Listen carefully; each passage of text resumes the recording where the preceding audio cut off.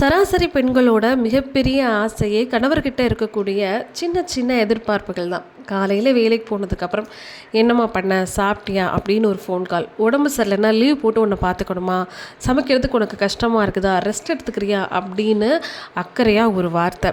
வேலை முடிஞ்சு வீட்டுக்கு வந்தோடனே பக்கத்தில் உட்காந்து குறைஞ்சது ஒரு 10 நிமிஷம் ஆகுது, இன்றைக்கி நாள் முழுக்க என்ன நடந்துச்சுங்கிறத பேசணுன்னு ஒரு சின்ன ஆசை எல்லா பெண்களுக்கும் இருக்கும்.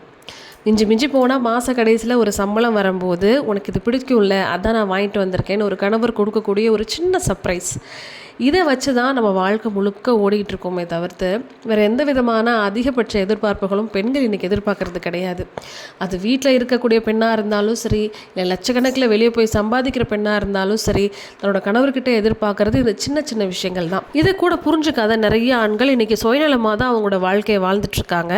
டெய்லி நான் வேலைக்கு போகிறேன், அதனால் எனக்கு ரொம்ப ப்ரெஷராக இருக்குது, டென்ஷனாக இருக்குது, வீக்கெண்ட்ஸில் நான் 2 நாள் கண்டிப்பாக வெளியே போகணும், பசங்க கூட சேர்த்து நான் ஊர் சுற்றணும், என்னோடய ஸ்ட்ரெஸ்ஸை நான் ரிலாக்ஸ் பண்ணிக்கணும், அதனால் வீட்டில் இருக்கிற ஒய்ஃப் எல்லாம் எந்த ஒரு எதிர்பார்ப்புமே இல்லாமல் அவங்களுக்கும் சேவை செஞ்சு அவங்க பிள்ளைங்களே வளர்த்து விட்டு வாரத்தில் 7 நாளில் 1 நாள் கூட லீவ் இல்லாமல் ஹவுஸ் கிளீனிங் வேலையெல்லாம் பண்ணணும் அப்படின்னு அவங்க எதிர்பார்க்குறாங்க. இது எந்த விதத்தில் நியாயம்னு எனக்கு கண்டிப்பாக தெரியல.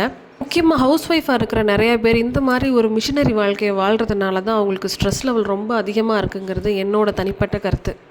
உங்களோட கருத்தை கமெண்ட்ஸில் சொல்லுங்கள்.